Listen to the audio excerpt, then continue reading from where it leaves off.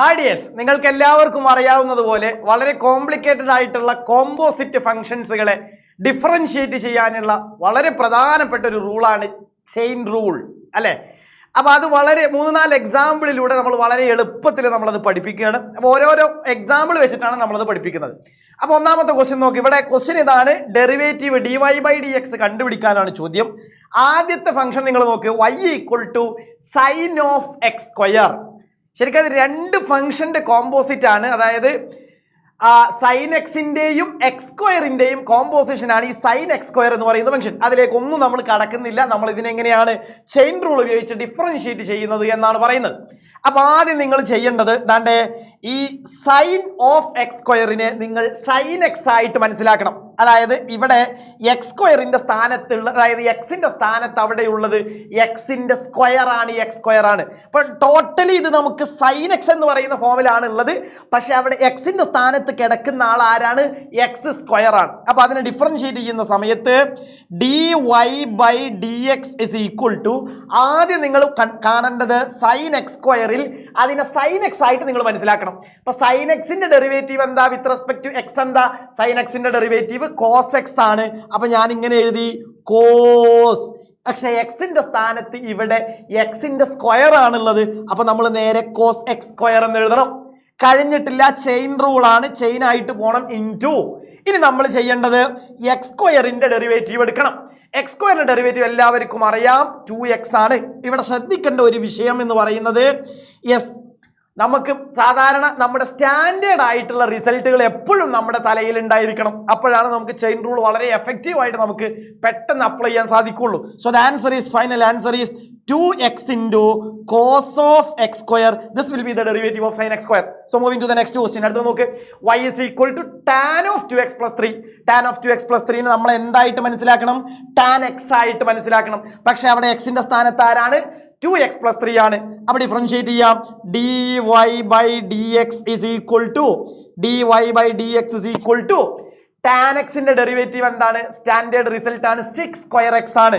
അപ്പൊ നമുക്ക് ഇങ്ങനെ എഴുതാം, 6². എക്സിന്റെ സ്ഥാനത്ത് പക്ഷെ ആരാണുള്ളത്? 2x + 3 ആണ്. So 6² 2x + 3. കഴിഞ്ഞിട്ടില്ല, ചെയിൻ റൂൾ അപ്ലൈ ചെയ്യണം. ഇൻടു 2x + 3ന്റെ ഡെറിവേറ്റീവ്, അവിടെ 3യുടെ ഡെറിവേറ്റീവ് 0 ആണ്, 2xന്റെ ഡെറിവേറ്റീവ് 2 ആണ്. അതുകൊണ്ട് ഇൻടു 2 എന്ന് വരും. So the final answer is 6² 2x + 3. Ready? Yes. Moving to the next question. നോക്കി, അടുത്ത ക്വസ്റ്റ്യൻ നോക്കിയേ, വളരെ എളുപ്പത്തിൽ ചെയ്യാം. y = cos of sin x. എന്താണ് cos of sin x? Is of the form cos x. പക്ഷെ എക്സിന്റെ സ്ഥാനത്ത് ആര് വന്നു? sin x വന്നു. ഡിഫറൻഷിയേറ്റ് ചെയ്യാം. സോ dy/dx = cos x ന്റെ ഡെറിവേറ്റീവ് നിങ്ങൾക്കറിയാം, that is -sin x. So this is -sin. പക്ഷെ എക്സിന്റെ സ്ഥാനത്ത് ആരാണ്?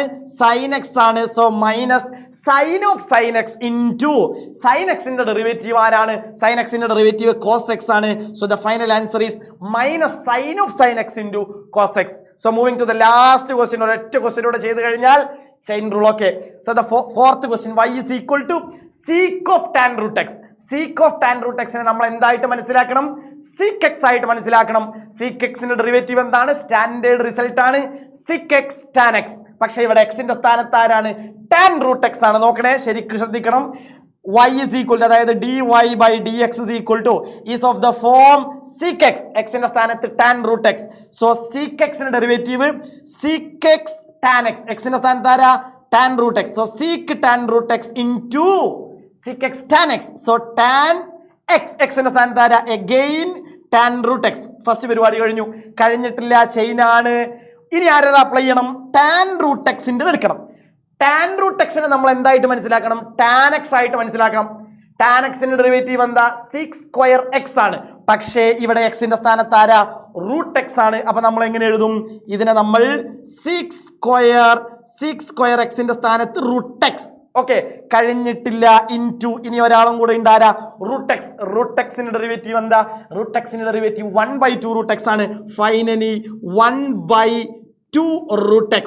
സോ ഫൈനലി നമുക്ക് റിസൾട്ട് ഇങ്ങനെ എഴുതാം, sec tan √x into tan of tan √x into 6² √x whole divided by into 1/2 √x. So this is 2 √x. So this is the final answer. Okay, അപ്പോൾ ഇതുപോലത്തെ വീഡിയോസുകൾക്ക് വേണ്ടിയിട്ട് നമ്മുടെ ഏകണ്ട +2 ചാനൽ നിങ്ങൾ സബ്സ്ക്രൈബ് ചെയ്യുക. അതുപോലെ തന്നെ ഓണം എക്സാമുമായി ബന്ധപ്പെട്ട് നമ്മുടെ ലൈവ് സെഷനുകളുണ്ട്, ക്വസ്റ്റ്യൻ ഡിസ്കഷൻസ് ഉണ്ട്, സീരീസുകളുണ്ട്, 50 ഷോർട്സുകളുണ്ട്, എല്ലാ ക്ലാസ്സുകളും വരുന്നുണ്ട്. അപ്പോൾ സ്റ്റേ ട്യൂൺഡ്. Thank you.